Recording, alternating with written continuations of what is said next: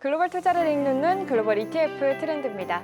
AI 시대 전력의 핵심 축으로 연료전지가 부상하고 있죠. 지난 시간에 이어서 오늘은 연료전지 투자의 관점에서 어떻게 접근하고 전략 세워봐야 할지 투자 포인트 집중 분석해 보겠습니다.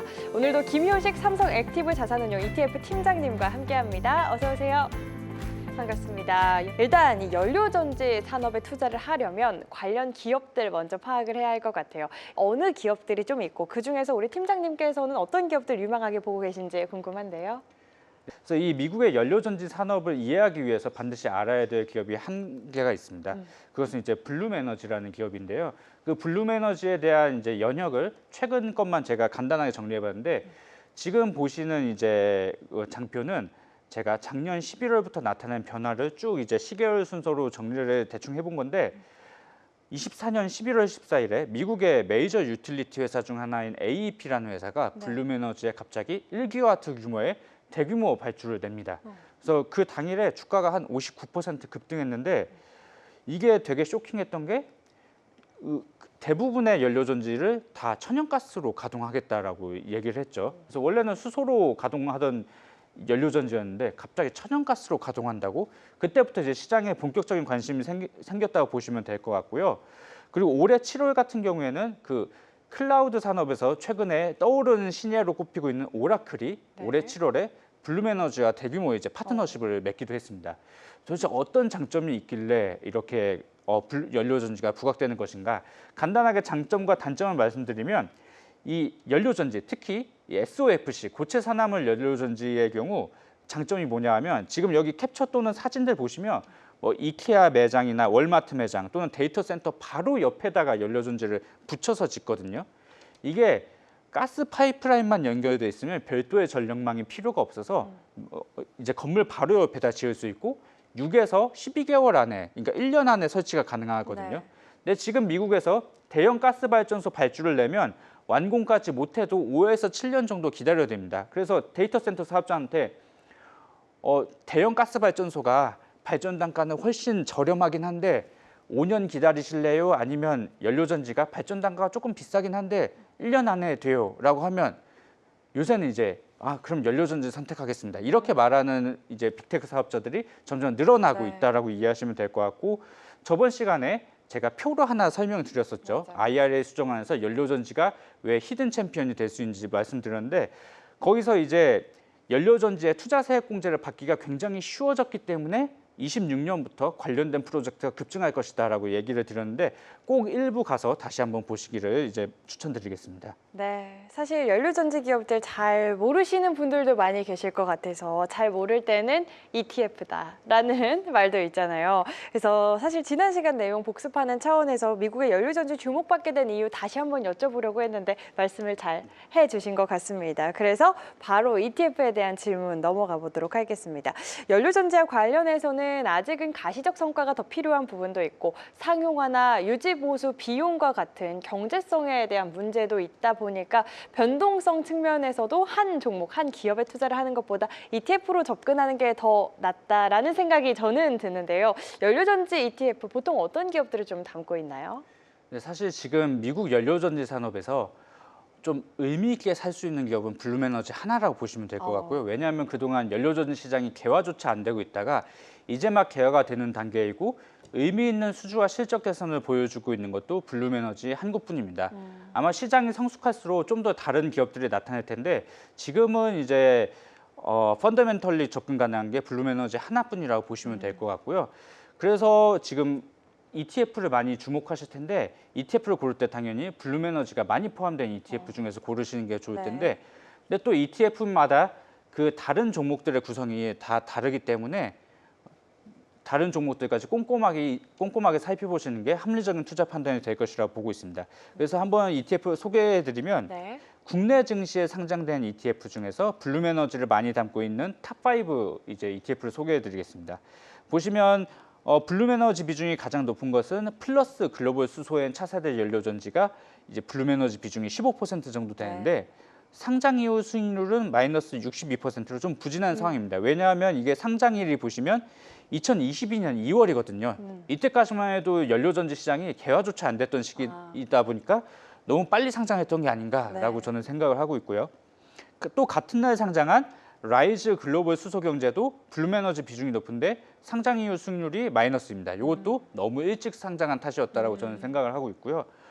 그리고 세 번째로 많은 것은 이제 액티브 ETF 상품인데 코엑트 글로벌 친환경 전력 인프라 액티브를 보시면 블룸에너지 비중이 10%인데 상장 이후 수익률이 111%로 가장 높은 편인데 그러네요. 요거는 24년 1월 18일에 상장해서 종목에 보시면 뭐 블룸에너지뿐만 아니라 GE 베르노바 같은 전력 섹터의 핵심 사업 기업체들을 많이 담고 네. 있기 때문에 상대적으로 좀 좋은 성과가 나타났던 것 같고 또 24년 9월에 상장된 타이거 글로벌 AI 전력 인프라 액티브 이것도 액티브 ETF인데 이것도 보시면 블룸에너지 6%를 비롯해서 이것도 GE 베르노바나 지멘스 에너지 같은 전력 산업의 리딩 기업들을 많이 담고 있어서 나름 좋은 수익률이 나고 있다고 보시면 될 것 같고 마지막으로는 코엑트 글로벌 AIN 로봇 액티브 이것은 사실 전력 테마 ETF는 아니지만 네. AI가 최근에 전력하고 밀접한 관계를 맺고 있다 보니까 이 데이터 센터향 발전으로는 주목받고 있는 블룸에너지를 6% 가까이 많이 채워서 이제 견조한 수익률이 나타나고 있다라고 생각을 하고 있습니다. 네, 이렇게 보니까 패시브와 액티브 상품 중에서 블룸 에너지의 비중이 조금 차이가 있는 것 같습니다. 맞습니다. 특별한 이유가 있을까요? 아무래도 그 위에 두 개 패시브 ETF 같은 경우에는 아예 테마 자체가 연료전지 또는 수소라고 되어 있어서 처음부터 이 수소연료전지 기업들에 집중하던 ETF다 보니까 관련된 비중이 높다라고 보고 있는데 근데 아까도 말씀드렸지만 아직은 블룸에너지 말고는 의미 있는 개선을 나타내는 기업들이 많지가 않아서 이 연료전지 섹터에서는 다른 기업들은 아직은 조금 이를 수도 있다. 그래서 변동성이 클 수 있으니 다른 구성 종목들까지 꼼꼼하게 살펴보시는 지혜가 필요할 것 같습니다. 말씀해 주신 것처럼 ETF는 편입 종목과 비중을 꼭 체크를 해야 하잖아요. 실제 연료전지 ETF의 경우 보통 핵심 기업, 그러니까 연료전지 셀 부품사 비중과 주변 생태계 기업 비중을 어떻게 배분이 돼 있고 우리는 좀 그 비중을 어떻게 챙겨가야 할지도 궁금하거든요. 현명하게 투자하려면 비중을 어떻게 담는 게 좋을까요? 사실 이게 ETF, 특히 패시브 ETF 같은 경우에는 이 종목 구성이 정량적인 룰에 따라서 나오다 보니까 새롭게 이제 떠오르는 기업들을 신규 편입하기가 조금 만만치 않은 부분이 네. 있고요. 그래서 아무래도 이렇게 정책적인 변화가 많이 나타나는 섹터에서는 액티브 ETF가 좀 더 적극적으로 신규 기업들을 많이 편입하는 모습을 보이고 있고요. 최근에 우리나라에서도 미국향으로 연료전지 수출 논의가 이제 진행되고 있는 기업들이 몇 군데 있는데 그런 것들도 아마 나중에는 ETF들, 특히 액티브 ETF에서는 조금 편입되는 모습이 나타나지 않을까 그렇게 판단을 하고 있습니다. 네, 연료전지 산업 자체가 아직은 초기 단계다라는 평가도 있는데 ETF에 담긴 기업들 성장성에 대한 신뢰도는 우리가 좀 어떻게 평가를 해봐야 할지도 궁금합니다. 근데 사실 이 연료전지 기업들의 성장성은 미국 전력 시장의 큰 트렌드를 따라가게 되어 있거든요. 사실 지금까지 연료전지 관련 사업을 하면서 죽지 않고 살아남아 있는 것만으로도 어느 정도 기술 경쟁력을 입증되었다라고 볼 네. 수도 있는데 미국 같은 경우는 아까 지난 시간에도 말씀드렸지만 석탄을 빼고 태양광, 풍력, 천연가스, 원자력, 연료전지, 전기를 생산하는 거면 소형 엔진 발전기까지 다 가져와라 이런 스탠스이기 때문에 이 연료전지의 매력도가 크게 높아지고 있고 그 중심에는 블룸에너지가 있다라고 보시면 될 것 같은데 그래서 블룸에너지에 부품을 납품하거나 아니면 블룸에너지와 비슷하게 SOFC 고체 산화물 연료전지에서 좀 두각을 나타내는 기업들은 향후 이 미국의 큰 트렌드를 따라갈 수 있을 거라고 보고 있고요. 근데 아직까지는 블룸에너지 말고는 의미 있는 수주를 보이는 기업들은 없어서 좀 더 지켜봐야 되는 상황이라고 보실 수 있겠습니다. 네, 그렇다면 우리 투자자 입장에서 연료전지 단기 모멘텀으로 봐야 할지 아니면 장기 성장 스토리에 무게를 둬야 할지 또 지난 시간에 원전에 대해서 살짝 이야기를 해주셨는데 SMR이 조금 활성화가 되면은 그때는 좀 연료전지가 밀릴 수도 있지 않을까라는 우려도 있거든요. 어떻게 보세요? 일단 저는 연료전지 시장의 개화가 단기적으로 끝나는 것이 아니고 장기적으로 이어질 것이라고 보고 있는데요. 왜냐하면 기존 가스발전소의 단점들을 어느 정도 보완해 줄 수 있기 때문에 미국에서 새로운 가스발전소의 한 형태로서 이제 자리 잡을 것이라고 보고 있고요. 그리고 이제 SMR이 커지면 다른 발전원이 죽을 것이냐? 절대 그렇지는 않죠. 이 세상에는 완전 무결한 발전원은 없습니다.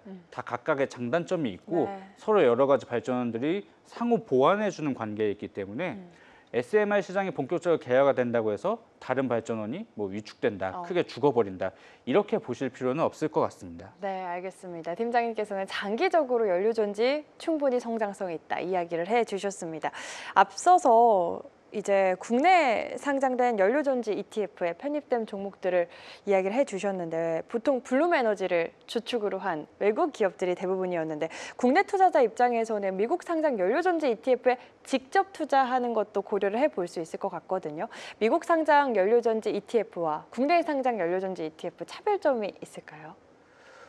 사실 국내에 상장된 ETF나 미국에 상장된 ETF나 그 블룸에너지를 많이 들고 있다는 점에서는 좀 공통점이 있는데요. 네.